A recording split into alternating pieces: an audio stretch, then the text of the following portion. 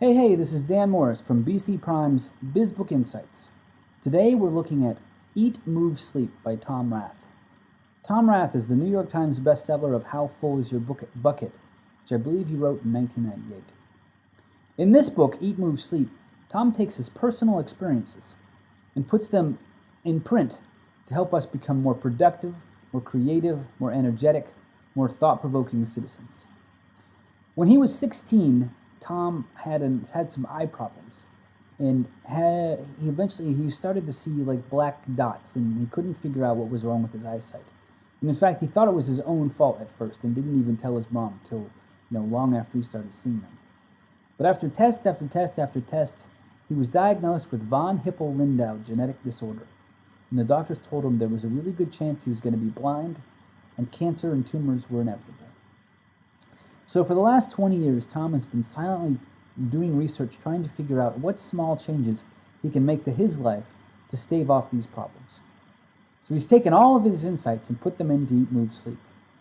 Now this book is like 30 chapters, and the idea is you read a chapter and you make a small change to your world.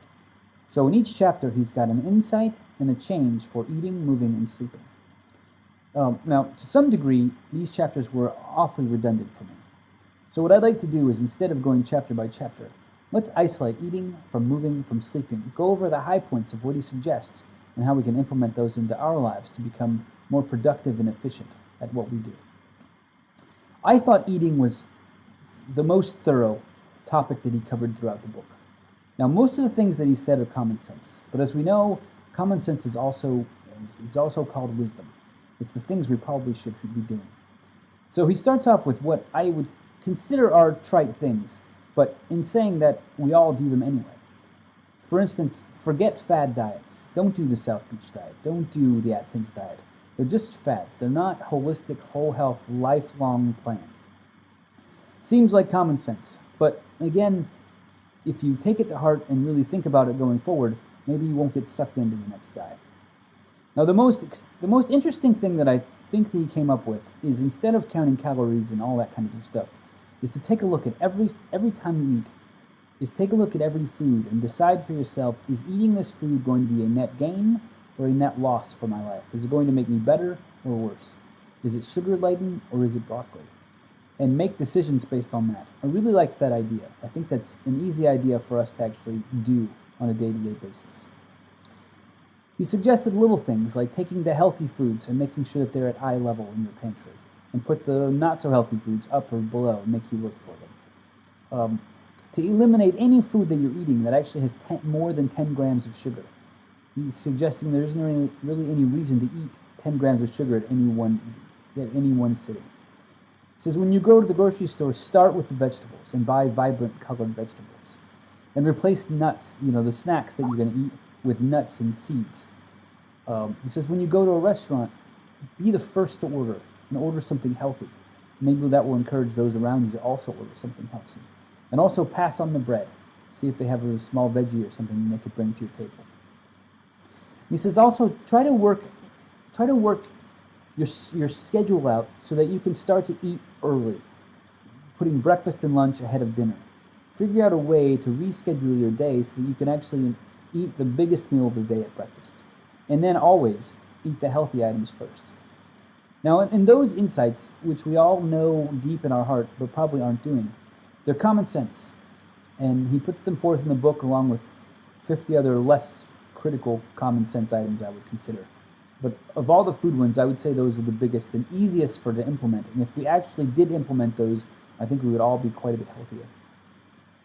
Now, in the moving plan, he indicates that the more sedentary you are, the shorter your lifespan, the more likely you are to get disease, the less you're able to think, the less your body's able to process. And that's true.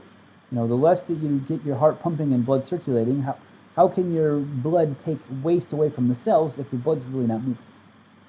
So he comes up with several things to add activity into your day. Planning activity in the morning to get your day started off right. Trying to eliminate an hour of chair time, as I am now. I could be making these videos walking. Try to figure out one thing that you could be doing during the day where you can work without sitting, and do that every day. Come up with a way where you can add 3 20-minute breaks where you can stretch or do something vigorous during the day. Wear a pedometer or a Fitbit or something and see if you can get to 10,000 steps every day. I personally have been wearing one for a month. I average somewhere around 6,000 steps, but have been working my way to 10,000, and I'm on, I believe, 3 days in a row. So it seems to be working for me. Exercise in the morning, as I said, and do the little things. Park away from the grocery store. Take the stairs. Do those extra things that just, we're always looking for that close spot. But why not take the extra 1 minute and park in the back? Just 30 seconds and we'll get a few extra steps during the day. So everything that he came up with, all the highlights of his fitness regimen were common sense things. But like I said with food, if we actually did those, we'd probably be healthier. Now sleep in the book I thought was the most generic. Most of the chapters didn't really cover sleep, and when they did, a lot of the things were the same. For instance, he suggests that you sleep longer, gradually adding 15 minutes of sleep to your day until you feel fully rested. Getting rid of the alarm clock over time.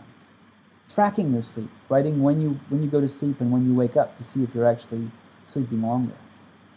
Trying to get more quality sleep, which I thought was odd at first, but he went on with 3 little insights to that.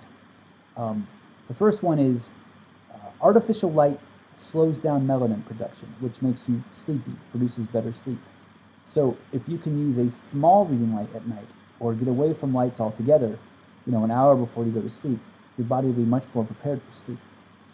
Cooling your room 2 to 4 degrees over the normal temperature induces your body to sleep. Making sure that while you sleep, your room is completely dark. Eliminate all sources of light and even sound. Now, the one area where I thought perhaps his research wasn't actually thorough was in sound. He suggested that you use, like a background noise machine if you had, sound outside, something like the water falling or the birds chirping. And one of the things that he suggested was using a phone app. Now, from what I know, phones emit electromagnetic frequencies which produce less sleep or poor sleep. So the idea in the book for me that he suggests using a phone app near your bed that also emits electronic frequencies, I don't know. I felt like part of the book was a little bit lost for me there. Almost as if he did some of the research, but not all of the research.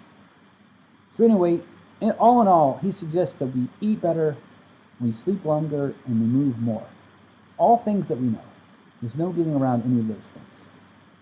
So I ask you, if those are the high points of the book, is this a book that you would like to read or not?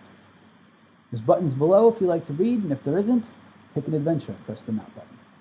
Anyway, this is Dan Morris from BC Prime's BizBook Insights.